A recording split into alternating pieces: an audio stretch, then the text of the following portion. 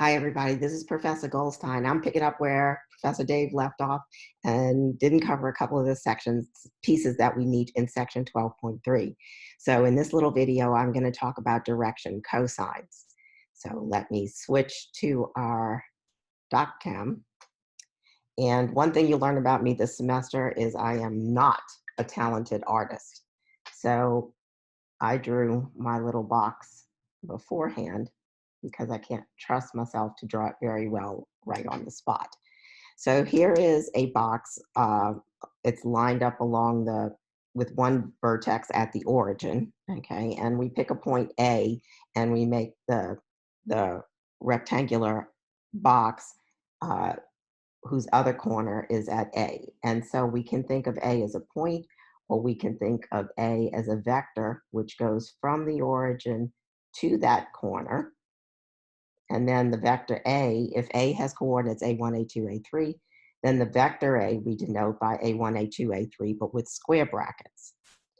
Okay, the vector A makes three angles, one with each of the positive coordinate axes. So in particular, if you look at the angle that goes from the vector A to the positive x-axis, let's call that angle alpha. And the vector A also makes an angle with the positive y-axis. So it's a little hard to fit in there. So let me call that angle beta. That's the one in there, okay? And gamma is the angle that the vector A makes with the positive z-axis, okay? And so also remember that we call the unit vectors along each of these axes. The unit vector along the x-axis is denoted by 1, 0, 0, and along the y-axis, that's the vector 0, 1, 0, and along the z-axis, it's 0, 0, 1. Okay. Now, according to what we call the law of cosines, or you can call it the definition of the angle between two vectors. So think of the angle between the vector I, which is the unit vector in this direction of x, and that vector A. So the cosine of that angle is the vector A dotted with I divided by the length of A times the length of I. Okay, so let's see what that is. If I take the vector A1, A2, A3, and I dot it with the vector 1, 0, 0, and then I divide by the length of A, and the length of I is 1, so that's all I don't need to put that one there.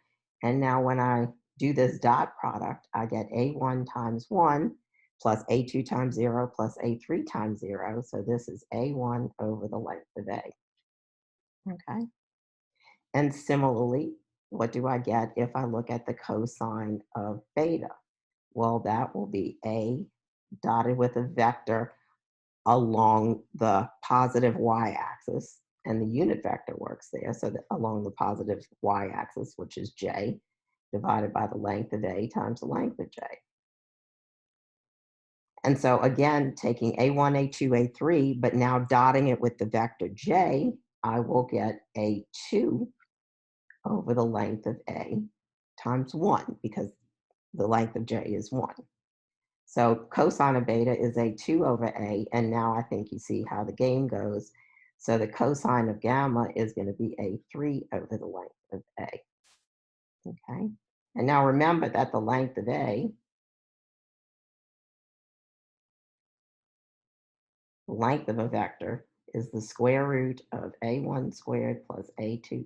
The length of it's a square, it's a sum of the square of its components. Okay. So in other words, if we look at this and say, what's the cosine squared of alpha plus cosine squared of beta, whoa, plus cosine squared of gamma, that's going to be A1 squared, sorry, a little bit set up here, A1 squared over A squared length of A squared plus A2 squared over the length of A squared plus A3 squared over the length of A squared. And notice that's the length of A squared over the length of A squared. So that's equal to 1. So the direction cosines, uh, the cosine alpha, cosine beta, cosine gamma are called the direction cosines of the vector A. And notice they satisfy the identity that if the sum of the squares of the direction cosines is equal to 1. Okay.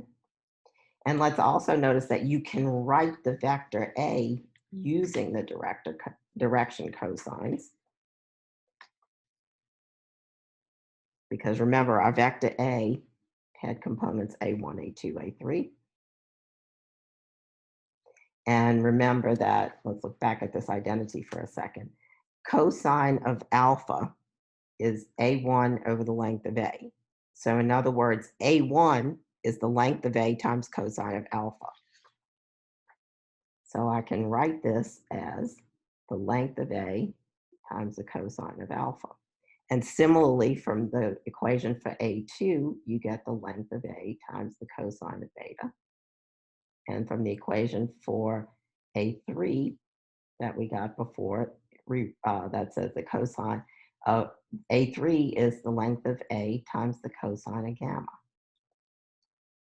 And so there's a common factor of the length of A in there, which I can pull out.